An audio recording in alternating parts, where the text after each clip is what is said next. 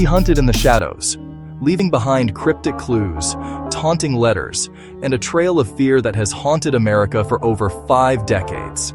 He called himself the Zodiac, and to this day, his identity remains one of the greatest mysteries in criminal history. Tonight, we pull back the curtain on the chilling, unsolved case of the Zodiac Killer. Before we begin, make sure you like this video, subscribe, and tap the notification bell so you never miss our weekly deep dives into real mysteries.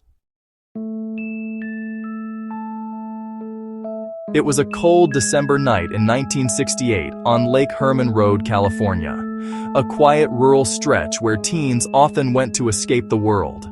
But on this night, something unimaginable happened. High school students Betty Lou Jensen and David Faraday were found shot to death beside their car. No witnesses, no motive, no leads. Months later, the nightmare resurfaced.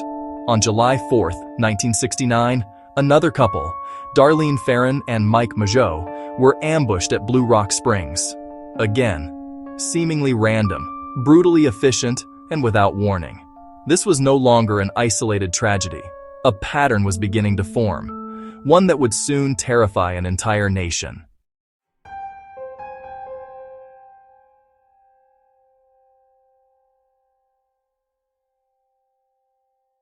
Just weeks after the Blue Rock Springs attack, 3 major newspapers received chilling letters. Each began with a now infamous greeting. "This is the Zodiac speaking." He demanded the papers publish his enclosed cipher, the now legendary 408-character cryptogram, promising it contained his identity. Experts, hobbyists, and professional cryptographers fought to decode it. When finally cracked, it delivered a horrifying confession. "I like killing people because it is so much fun." But the identity he promised? Nowhere in the cipher.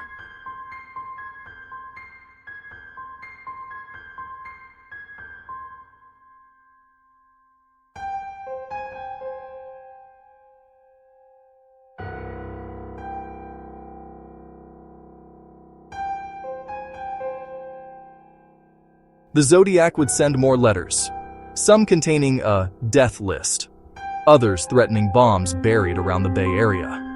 His messages became stranger, darker, and more taunting. On September 27, 1969, the Zodiac struck again, this time in broad daylight.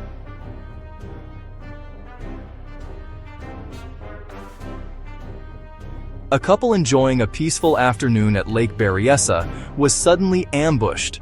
Wearing an execution-style hood, the Zodiac bound them, then stabbed them repeatedly. Only one survived to give a terrifying first-hand account. Just 2 weeks later in San Francisco, the Zodiac shot and killed taxi driver Paul Stein. This time he tore off a piece of the victim's shirt and mailed it to the press, proof the killer was still watching.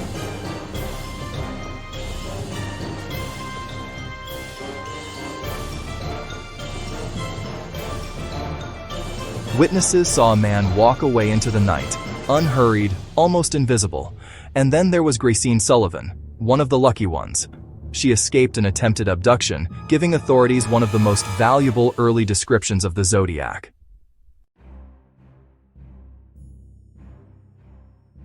While the Zodiac left carnage in his wake, there were those who survived his shadow. One of them was Gracine Sullivan. It began on a lonely road, just past midnight. Gracine noticed a car behind her. No headlights at first, just a dark shape, drifting in and out of the shadows. When she slowed down, it slowed with her. When she accelerated, it followed. At first, she thought it might be a police officer or someone needing help, but her gut screamed something else, something darker. Against her better judgment, she stopped, and then she saw him. He said almost nothing. No greeting, no explanation, just a silent gesture, beckoning her to step out of the car. Gracine later told police, his hand hovered near his jacket, as if reaching for something. Instinct took over. Pure survival. She tore away from the roadside, leaving the man standing motionless in her rearview mirror. Her description was precise and chillingly familiar. A white male, heavyset, late 20s to early 40s, short brown hair, rounded face, cold, blank expression, as if emotion did not exist. Investigators believed she had come within seconds of becoming another Zodiac victim. Gracine Sullivan escaped the killer's grasp, but many others were not so fortunate. Over the years, hundreds of suspects have been investigated, but a few stood out above the rest. Arthur Leigh Allen remains the most infamous. He matched descriptions, owned the same brand of watch, and made disturbing comments implying guilt. But despite intense scrutiny, DNA, handwriting, and fingerprints failed to link him to the crimes.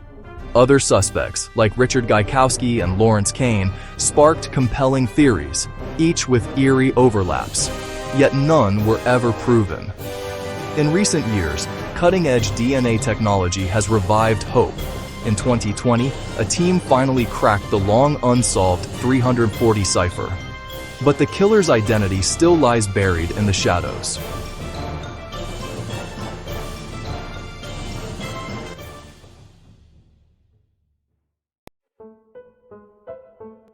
The Zodiac Killer is more than a cold case.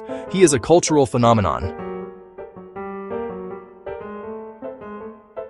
His cryptic messages inspired books, films, shows, and endless online debates. Amateur sleuths, detectives, and digital codebreakers still chase answers that have remained hidden for over 50 years. Yet through all the theories, one haunting question lingers. Who was the Zodiac? The Zodiac Killer may have vanished, but his shadow still stretches across true crime history. And maybe, just maybe, the truth is still out there waiting to be uncovered. And tell us in the comments, who do you believe the Zodiac Killer really was?